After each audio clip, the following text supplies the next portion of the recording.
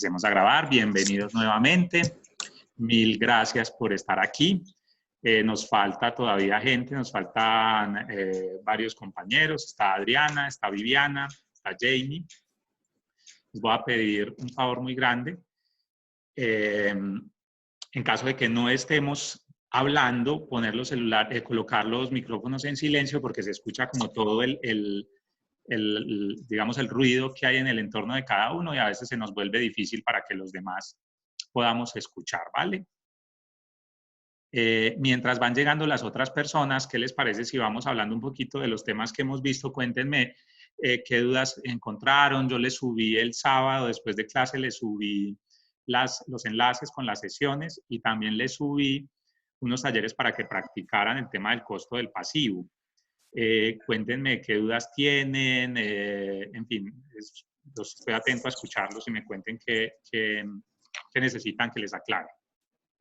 Profe, yo voy a ser muy honesta y muy sincera. La verdad, yo prefiero las clases presenciales. Esto a mí no me funciona mucho, pero bueno. ¿Sí? ¿Confianza? Sí. Ok. Porque no es lo mismo, profe. No es lo mismo porque aquí la señal se está entrecortando, porque se cae el internet, porque el audio se va, bueno, por muchas cosas. Sí. Pero bueno, ni modo, nos tocó de esta manera. No sé, muy particular. La verdad, profe, el fin de semana estábamos entregando trabajos de la clase anterior. Sí.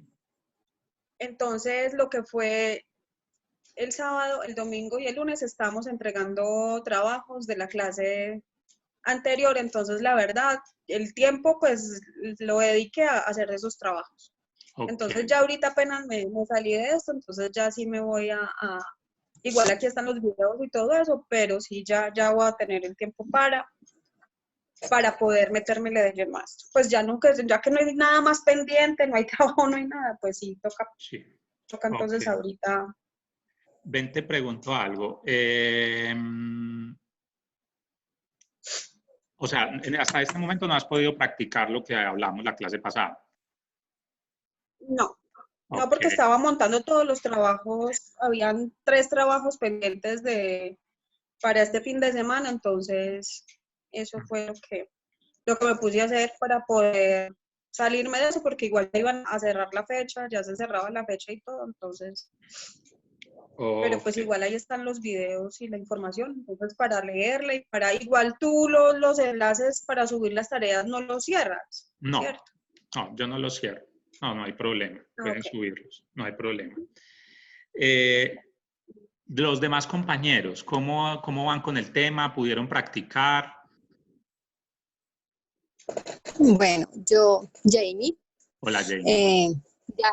Lo hice, pero entonces me surgieron dudas. O sea, ejemplo. Sí. ¿Por qué uno hace 2 veces como el costo pasivo? O sea, con diferentes, o son 2 ejercicios siempre. Porque es que yo veo que arriba uno hace solamente el costo pasivo. Y el otro ejercicio, es, digamos el B, hace nuevamente el costo pasivo, pero ahí ya está el patrimonio y ahí es donde se hace la desigualdad financiera. Ok. No, es simplemente una estructura del ejercicio como yo se las planteé. Se los hice con dos puntos para que en uno hicieran solo el costo del pasivo y practicaran, y en el segundo, pues, lo volvieran a hacer ya aplicando desigualdad financiera.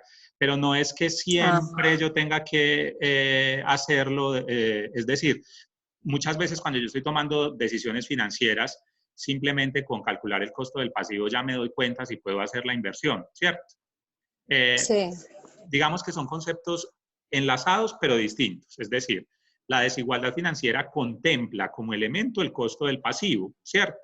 Pero no quiere decir que siempre que yo vaya a calcular el costo del pasivo necesariamente tenga que calcular la desigualdad financiera.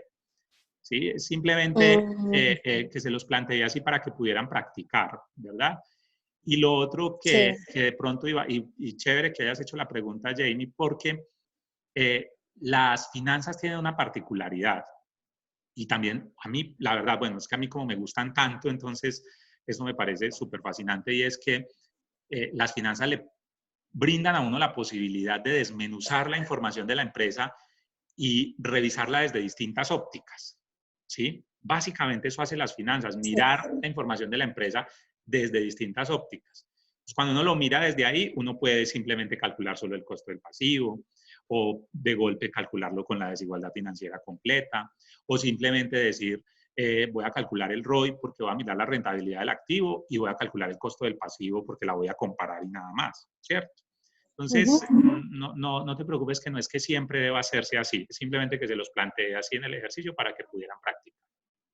Bueno, con referente a lo de esos archivos de Excel que decía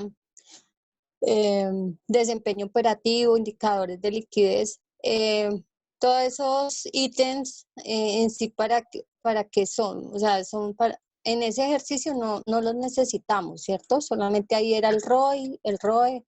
Sí, para el ejercicio de la desigualdad financiera que yo les propuse, solo necesitaban el ROI, el ROE, la TMRR que ya estaba dicha ahí y el costo del pasivo, ¿cierto? Ah, sí, exacto.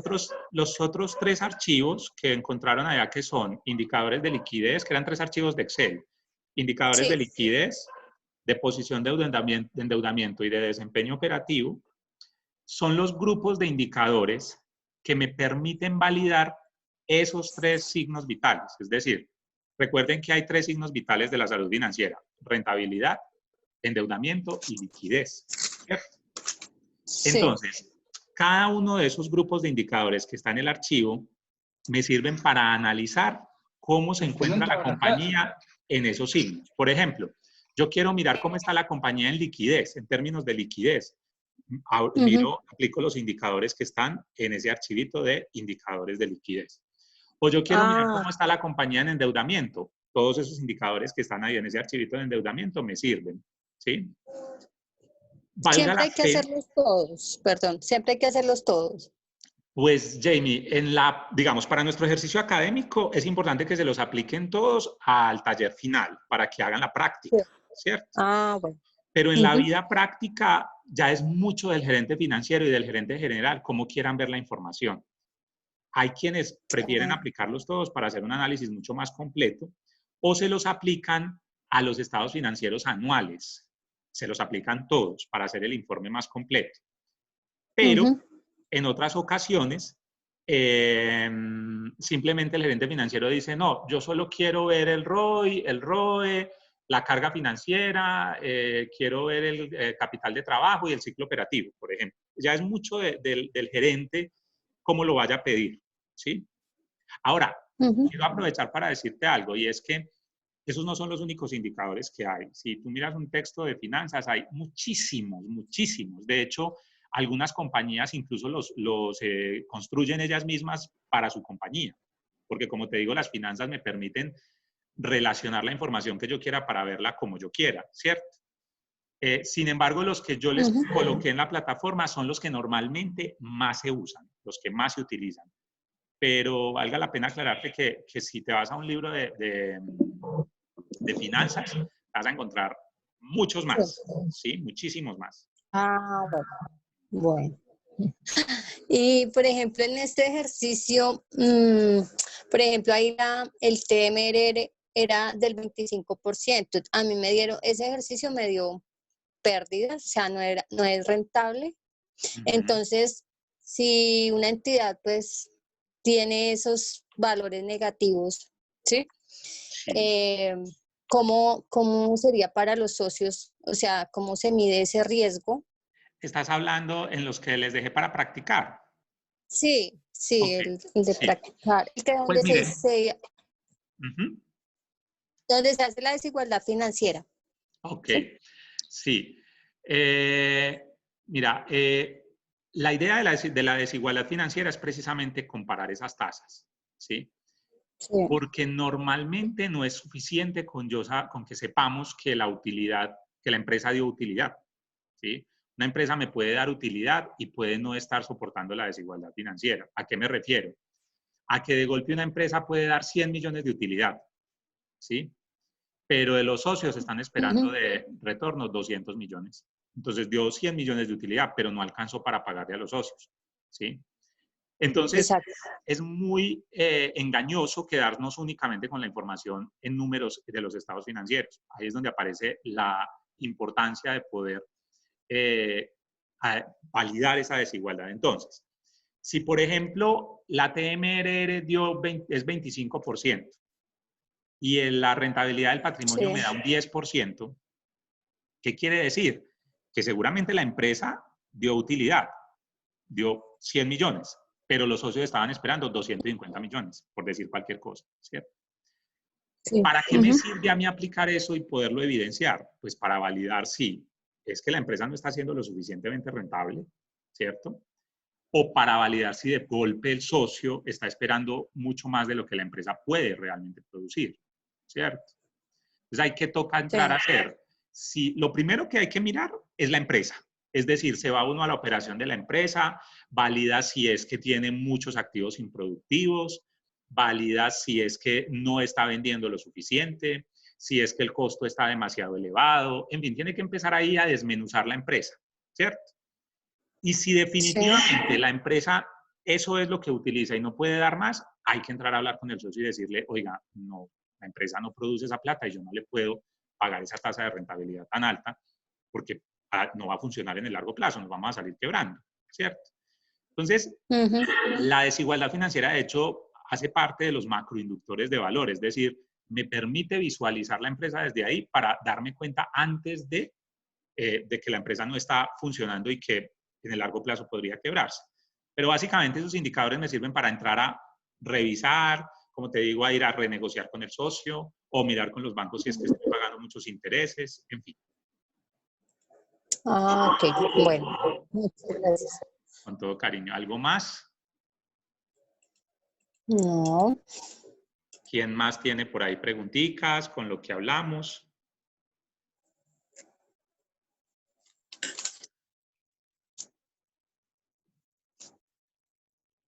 ¿Alguien más tiene alguna otra duda? Ok. Entonces vamos a... Buenas noches, qué pena. Hola Laura, cuéntanos. No, que apenas entré. Ah, bueno, ok, buenas noches. Tranquila que apenas estábamos haciendo un repaso de lo que llevábamos. Ah, bueno. Sandra me estaba diciendo ahorita que ella no alcanzó a hacer, a practicar todavía los talleres que les entregué. ¿Alguien más ha estado, alguien más ha tenido dificultades en términos de tiempo para avanzar en las tareas? Uy, profe, la verdad, yo un poquito, porque me dejé atrasada con la materia anterior y el fin de semana estuve haciéndole a eso. Ok. ¿Quién más? Profe, buenas noches, Alexandra. Hola, Alexandra. Pues la verdad, sí, también un poquito atrasada por la tarea anterior, pero también porque pues realmente he tenido conexión permanente con las empresas, incluyendo el fin de semana. Entonces, pues realmente ni siquiera tuve fin de semana. He seguido derecho pues con el trabajo virtual en las entidades. Ok. Yo me imagino que así ha sido, sobre todo porque esta transición a la virtualidad pues nos ha traído, digamos, he notado que los estudiantes han estado como en el proceso de adaptación. Créanme que, pues evidentemente, yo sé que para algunos es mucho mejor el tema presencial, pero créanme que también es al principio mientras uno hace como estas transiciones. Sin embargo, queriendo Dios, inmediatamente se levante el tema sanitario, se normalice un poco el tema sanitario y nos den autorización, volveremos a las clases presenciales. Sin embargo, yo creo que mientras nos acomodamos y todo el tema, yo sé que el proceso, a veces ese cambio nos cuesta, pero van a ver cómo nos adaptamos fácilmente. Les preguntaba esto porque además en el chat varias personas están escribiendo lo mismo, que han tenido inconvenientes en términos de tiempo para hacer los trabajos y practicar. En ese orden de ideas yo les quiero proponer lo siguiente. No sé, ustedes me dirán si es muy loco, pero pues les lanzo la propuesta por si lo quieren hacer así. Veamos la clase de hoy. Avanzamos un poco más en tema y ustedes practican mañana y el viernes. Y si quieren, nos vemos el domingo en la mañana. Como es virtual, pienso yo que no hay problema en que todos nos veamos para ver el resto de la clase que nos falta. Es que me interesa mucho que ustedes puedan practicar antes de terminar el módulo para que no se vayan a ir con vacíos. ¿sí? Entonces, como no han podido practicar, me ocupa que terminemos el módulo el viernes y se queden con las lagunas. Entonces, si Pero quieren, ¿tú tienes clase el sábado? sábado tengo clase todo el día, de 8 de la mañana a 5 de la tarde. ¿Sí? Entonces, si quieren, con todo el cariño, yo estoy disponible o el sábado en la tarde, tipo después más o menos de las 5 también podría ser. ¿Sí? Yo creo que mejor el sábado, profe. Porque pues igual también tú mereces descansar un domingo, estar tranquilo. Yo no tengo problema.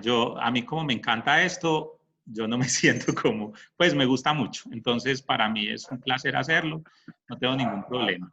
Sin Pero embargo, pues la verdad, particularmente yo pienso que sí es mejor el sábado, así sea a las 6 de la tarde, 6:30, pues tú ya te miras cómo te acomodas, pero pues yo pienso que de pronto es mejor el sábado. ok, cuéntenme los demás qué opinan. Pues por mí no hay problema. Laura, El día Viviana dice lo mismo, Lilian igual no puedo también. salir. Sí, es que igual no podemos salir, entonces más bien nos entretenemos. Nos entretenemos viendo finanzas. Dice Lilian que está bien, Adriana dice que está bien, Viviana dice que está bien, Sandra dice que está bien, Laura dice que está bien. Johnny, ¿qué opina? No, para mí está bien. Entonces yo creo que todos coincidimos en que más bien ustedes, es decir, hoy si vemos clase ya normal, ya que estamos aquí, yo les doy otros elementos y ustedes practican, estudian, practican los talleres, mañana, el viernes, bueno, ya ustedes manejan sus tiempos y el sábado nos podemos ver a las 6 de la tarde, ¿puede ser? Sí. Sí, está bien. Ok, perfecto. Entonces así quedamos.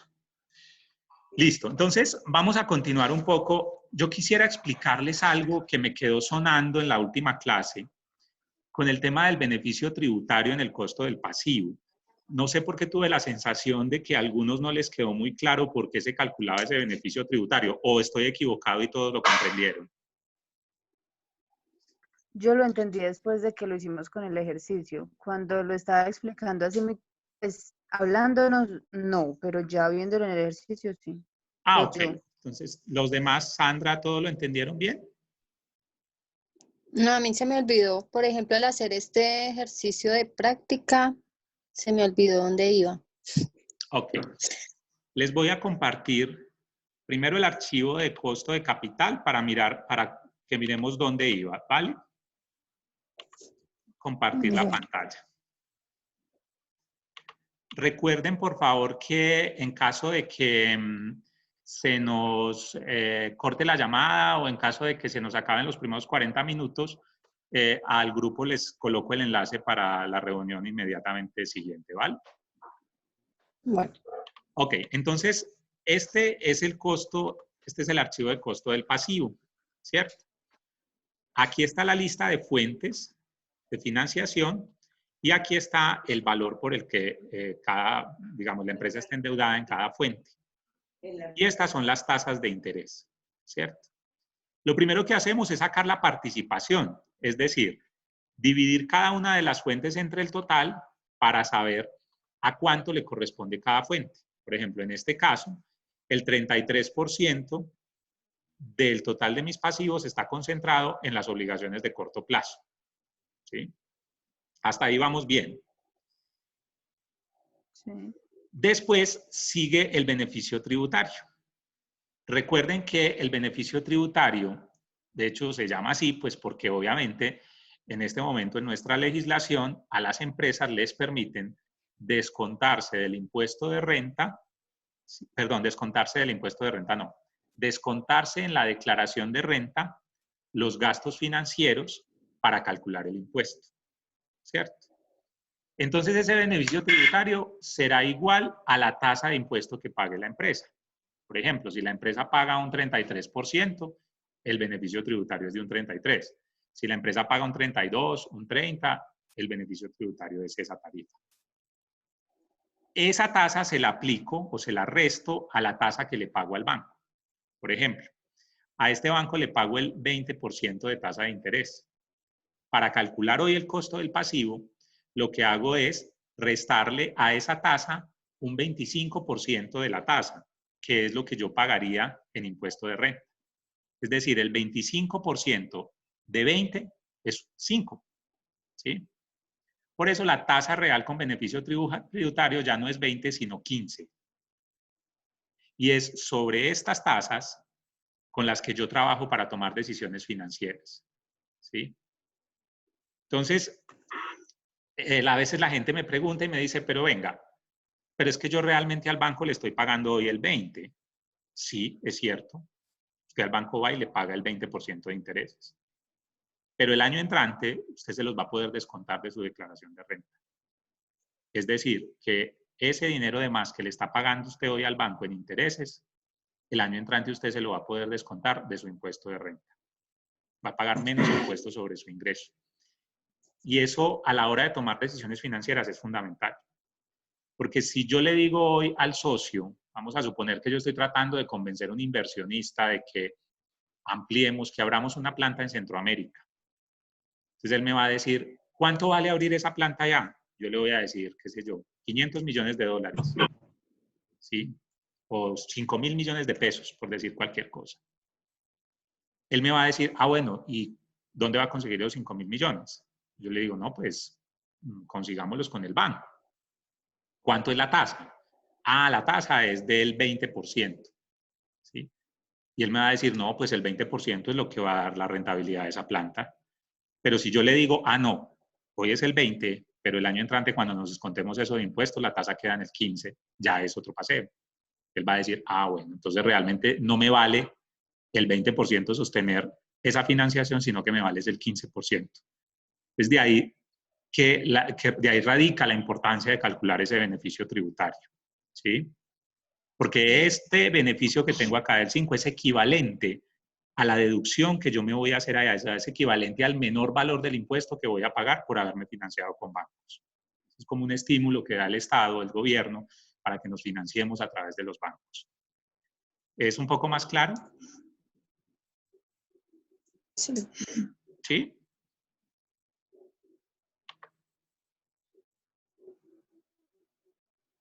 ¿Mejor? Sí. Ok, gracias. Ok, entonces, hasta ahorita hemos hablado de varias cosas. Hemos hablado, y aquí les voy a compartir un poco el tema de la pizarra. Y vamos a retomar el tema. Hasta ahorita hemos hablado de las generalidades de esa gestión financiera, de ese diagnóstico y riesgo financiero.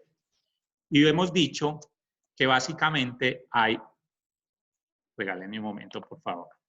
Sí. Básicamente hay 3 tipos de decisiones, ¿sí? Las decisiones financieras. Ahí están viendo la pantalla, la pizarra. Sí. Ok. Entonces tenemos decisiones de inversión, decisiones de financiación y decisiones de operación. ¿Cierto? Y decíamos que básicamente nosotros, como gerentes financieros, incluso como contadores, que ahora el perfil del contador es tan financiero, que es el que le habla al oído al dueño de la empresa también, debía entender la importancia de esas decisiones financieras en las compañías. ¿Cierto? Entonces decíamos que las decisiones de inversión estaban concentradas en los activos y que esos activos, ¿sí?, dependían del objeto social de la compañía. Es decir, que la mayor proporción de la inversión debería estar concentrada de acuerdo a lo que se dedica a la compañía, ¿cierto? Y que esos activos tienen un costo, sostenerlos tiene un costo, ¿sí? Entonces, por eso, entre más cosas hagamos con menos inversión, mucho mejor. Máximo beneficio con mínima inversión es una ley de las finanzas, ¿cierto? Que normalmente con esos activos estamos esperando una tasa de retorno, ¿sí? O que también estamos esperando el famoso ROI, que es básicamente la utilidad antes de impuestos y de intereses dividido el activo, ¿sí? Es decir, ¿Qué me dice el ROI? ¿Qué me dice esta fórmula? Que por cada peso que tengo en el activo, ¿cuántos pesos soy capaz de generar en utilidad operacional? ¿Cierto? Por otro lado, tengo las decisiones de financiación y básicamente están concentradas en los pasivos y en el patrimonio. ¿Sí? También entender que esos pasivos me generan o me cuestan una tasa de interés, que es normalmente lo que le pago a los terceros, y también el patrimonio me cuesta una tasa mínima de retorno requerida, que es la que espera el socio, y que también se denomina como tasa del mercado, riesgo país o riesgo sector.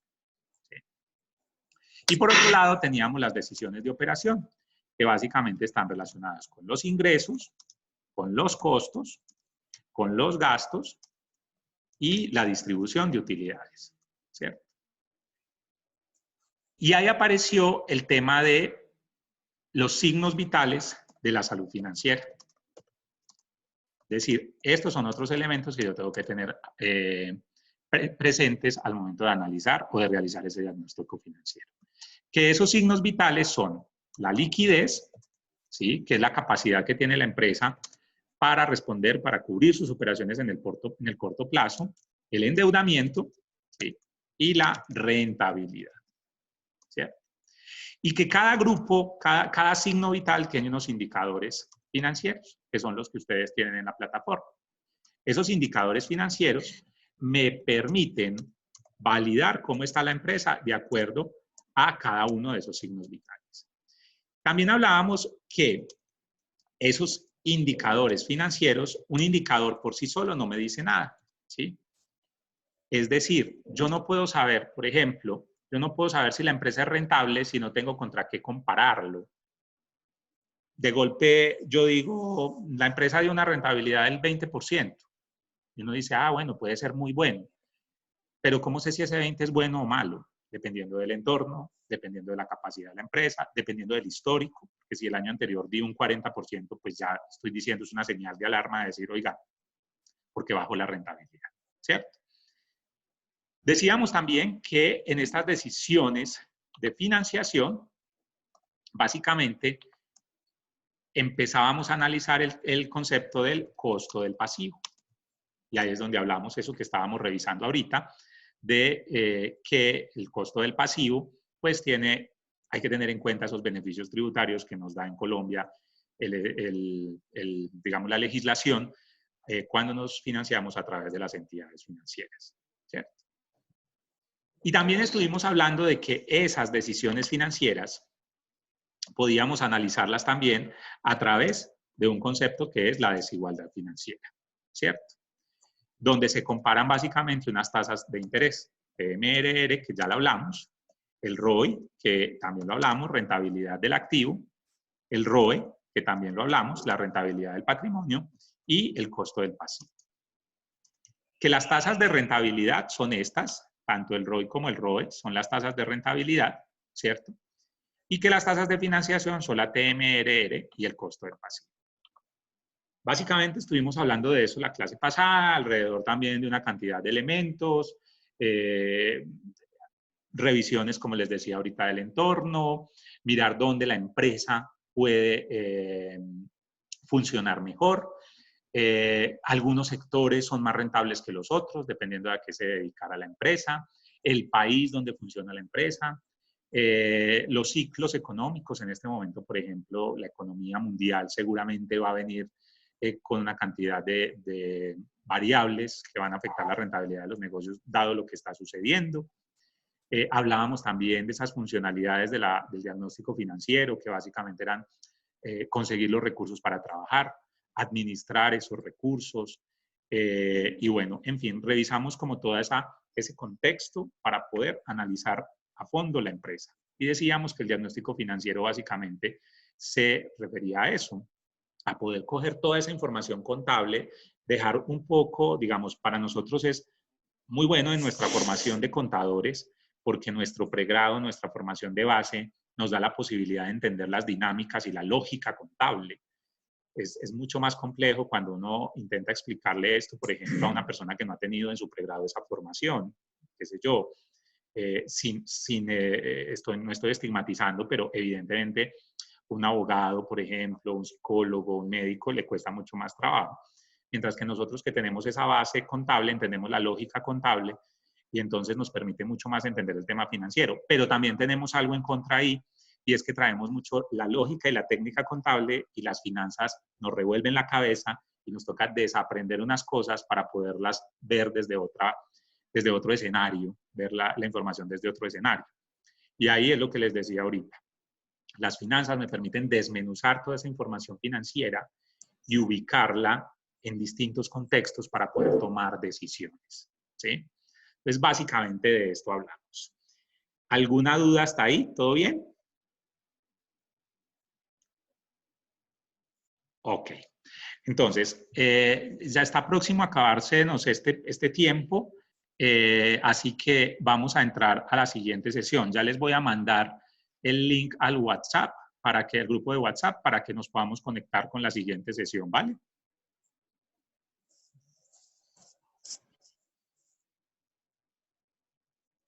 ¿Listo todos? ¿Una manito o algo que se sepa que me escucharon?